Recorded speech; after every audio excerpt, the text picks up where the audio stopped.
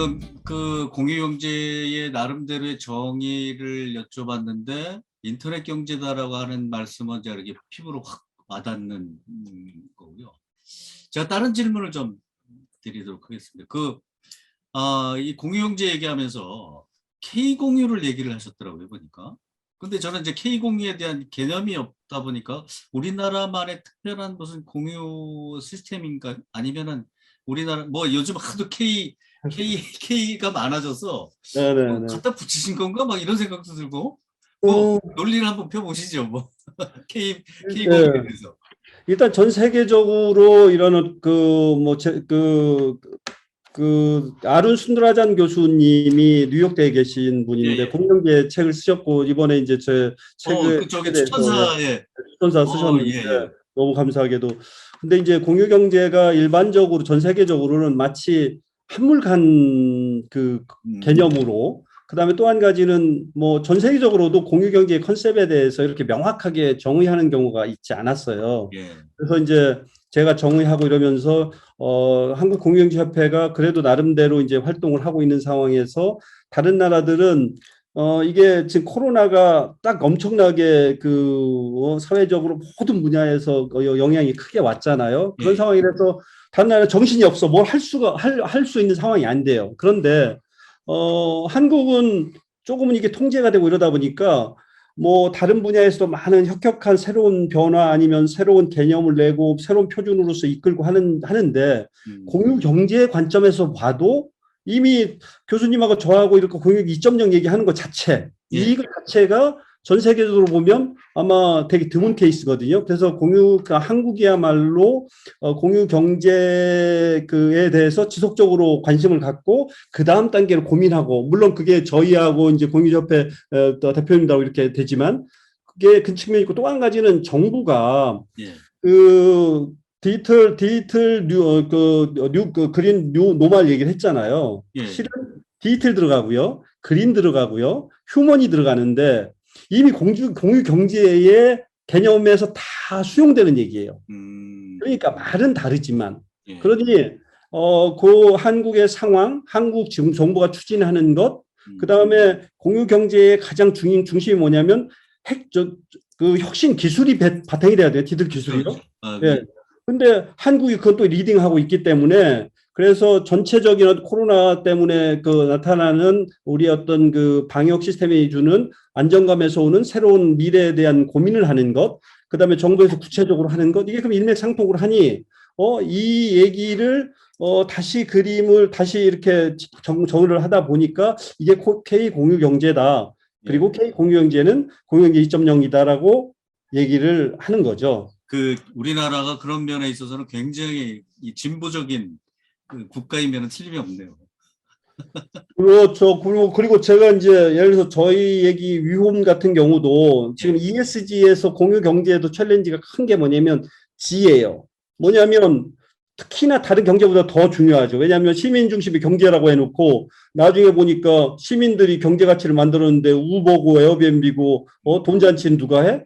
파운더들하고 거기 직원들만 한 그렇죠, 거, 그렇죠. 투자자만 한 거잖아요. 그래서 공유 경제가 2.0에서 이전과 다른 것 중에 하나는 뭐냐면 그 공정한 가치의 공유도 대단히 중요할 것이다. 그래서 그거 아주 조합주의, 예. 협력주의, 공유경제 플랫폼 얘기가 이제 대두되는데 예. 위홈에서 실은 그런 철학을 나름대로 이제 시도를 뭐 이제 했었었고 앞으로도 그렇게 할 거거든요. 예. 그러니까 전 세계적으로 그런 개념으로 구체적으로 이렇게 사업에 적용하는 경우가 또 없는데 저희는 나름대로 그렇게 하고 있고 뭐 그리고 조금 더 나가면 이 공유 경제라는 게 갈등 아니면 그 경쟁 뭐 이런 건 일반적으로 경제는 그런 건데 공유 경제는 그게 아니고 상생을 해야 그렇죠. 성공하고 뭐 우리 그 민족의 홍익 인간 이거하고도 좀 맞아떨어지기 때문에 나름대로 한국의 공유 경제 2.0 제대로 K공유가 제대로 돼서 우리도 좋고 그다음에 다른 나라들도 좋은 이런 어떤 그 큰 의미가 있는 측면에서 그런 것도 있습니다. 그래서 이제 K 공유를 얘기를 하신 거고. 저는 원래 이게 공유 경제가 기본적으로 플랫폼을 바탕으로 하잖아요. 그래서 플랫폼의 기본적인 원칙은 뭐냐면 플랫폼으로서 누구나가 다 행복한 그런 평평한 장을 우리가 플랫폼이라고 얘기하는데 지금 말씀하신 대로 이 플랫포머의 일부 사람들이 그것을 오도해서 이제 개인적인 부를 취한다든지 지금 말씀하신 그런 K 공유에 대한 부분은 저는 굉장히 공감합니다. 그러니까 모두가 다 같이 행복할 수 있는 장이 되는 건데 그런데 이게 공유 경제에 약간 제가 그러면 질문을 좀 약간 이렇게 좀 드릴게요. 이 공유 경제가 오면서 이 플랫포머라고 하는 것과 플랫폼 노동자라고 하는 용어가 생겼고, 그 다음에 이제 기경제에 대한 아주 대표적인, 그 아주 순간적으로 일어나서 뭐, 그런, 이게 아주 부정적인 그런 경제에 대한 그 이미지도 있어서 그 플랫폼 노동자에 대한 부분이나, 그리고 말씀하신 요 책에서 보면, 큰 기업에서 개인으로 나오고 중앙에서부터 분산화되면 사실 작은 집단은 힘이 약하잖아요. 네네. 그래서 그런 부분을 뭐 처리할 수 있는 뭔가 이렇게 해안이 좀 있으세요? 뭐 있죠. 이렇게 예. 대안이라도. 예. 일단 그 우버나 에어비앤비는 음, 그 사업 모델, 돈 버는 거는 공유경제인지 모르지만 공유경제의 철학, 사람 중심, 지역 예. 중심, 공정성 이런 것들을 생각하면 철학적으로는 공유경제가 아니라고 얘기를 하는 사람이 많아요. 예. 예. 그래서 이제 그동안에도 그런데 이제 이슈가 뭐냐면 문제가 뭐냐면 이 플랫폼의 독점력이 가져오는 그 좋은 장점이 있잖아요. 예. 네트워크 효과라든가 요즘은 데이터 효과까지. 예. 그래서 저는 그걸 합쳐서 데이터 효과라고 하는데 예. 그런데 문제가 뭐냐면 지금의 자본주의 구조로는 돈 놓고 돈 먹기잖아요. 그래서 그렇죠. 처음에 네트워크 효과에 의해서 플랫폼이 가치를 하다가 어느 시점 가서 독점을 하면 여기서부터는 좀 횡포를 부리지 않을 수 없게 돼 있단 예, 말이에요. 예, 예. 그런데 공유 경제라는 것은 그렇게 하면 안 된다는 거거든요. 그렇죠. 그런데 플랫폼을 가긴 해야 돼요. 그렇잖아요. 예. 그러니까 이 상충되는 거 어떻게 할 거냐. 근데 이제 지금은 어떻게 돼 있냐면 이 그 공유 경제가 이제 포스트 코로나 위에 엄청나게 그 급부상 일반화될 거거든요. 예. 그러면 공유 경제를 제대로 하려면 그 공정성, 음. 기여한 사람에 대한 가치를 제공을 제대로 안 하고는 앞으로는 클 수가 없을 거예요. 음. 그래서 저희가 예를 들어서 위홈에서 뭐 협력주의 플랫폼 이런 얘기를 하지만 이런 거죠. 에어비앤비가 독점하고 있으니까 호스트들은 뭐 호스트도 수수료 내고 게스트 수수료 내고 막 이러는데 만약에 이게 기여한 거에서 뭐 더 돈을 기여한 데서 보상을 제대로 해준다고 하면 예. 네트워크 효과에 의해서 플랫폼에서 만들어지는 그 부가가치가 플랫폼도 가져가고 게스트도 가져가고 호스트도 가져가고 이렇게 만들어 접근하면 에어비앤비가 12년 동안 걸려서 만든 그런 플랫폼을 예. 5년 안에 3년에 만들 수 있거든요. 예. 그러니까 플랫폼 관점에서도 실은 그게 아주 좋은 전략인 거예요. 그래서 이전에는 이 공정한 공유, 이 가치의 공유와 플랫폼 독점이 가져오는 그 이득을 한쪽에서 가져가는 거 그래야 투자를 많이 할 거 아니에요. 이게 상충이 돼서 공존할 수 없었는데 예를 들어서 위홈에 투자하는 사람 입장에서는 우리가 보상을 제대로 해주는 게 에어비앤비 대비 그 사람들을 빨리 끌어들여서 사업을 제대로 빨리 할 수 있다고 하면 투자자한테도 좋은 거거든요.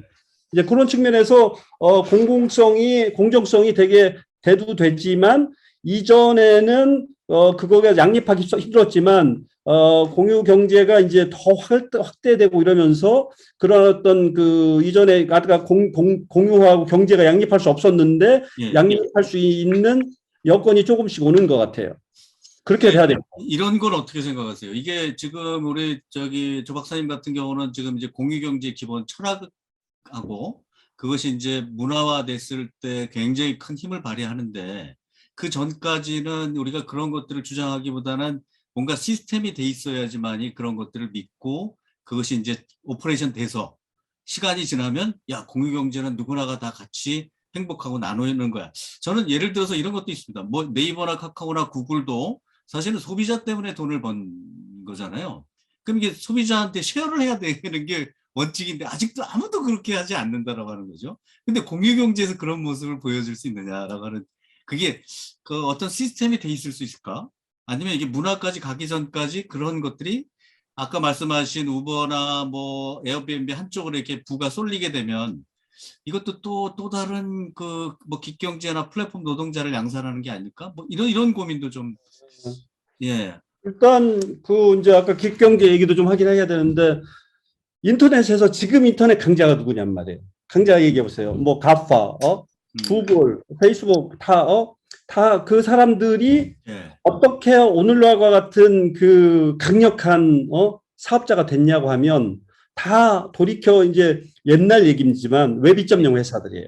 예, 예, 예. 웹 2.0과 그 이전과 다른 게 뭐예요? 그 이전은 자기들이 뭔가 만들어서 가치를 만드는 거였어요. 혁신으로. 그렇죠. 그런데 웹 2.0 회사는 뭐냐면 온라인에서 사용자를 인파워해서 그 사람들을 참여하게 해서 그거 데이터로 뭔가 한다 했어요. 그게 온라인이에요. 예, 예. 그러면 인터넷 경제라고 하면 인터넷에서 있었던 일이 그대로 경제에서 있는 거예요. 그러면 지금은 가장 중요한 게 누구냐면 참여하는 시민들이에요. 경제에서요. 그렇죠. 그러면 웹 2.0처럼 라이프 2.0의 플랫폼이 필요한 거거든요. 근데 문제는 이전하고 좀 다른 거는 온라인에서는 플랫폼이 독점을 하면서 혁신을 만들어서 뭐 이렇게 하더라도 이 이전보다도 가치 증폭의 그 비율이 워낙 컸어요. 그러니까 뭐 독점을 하면서도 사람들 만족을 시켰는데 지금쯤은 조금 달라지고 있죠. 예.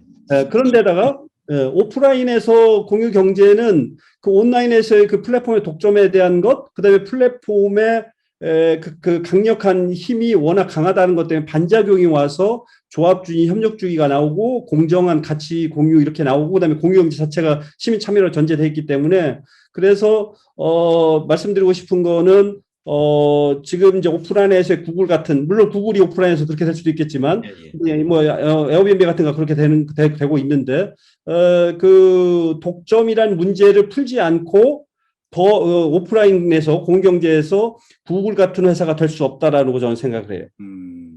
왜냐하면 공경제이기 때문에. 그리고 공경제는 아니 시민들이 인파워되는 거는 자연스러운 거잖아요. 지금요. 기술이 그렇게 수렴하니까. 그래서 공경제가 갈 수밖에 없는 거죠. 근데 너무 이제 먼 얘기 수준인데 저는 그렇게 생각합니다. 아니 뭐 시대가 변하고 있으니까 뭐 그것도 하나의 그 방법일 수도 있고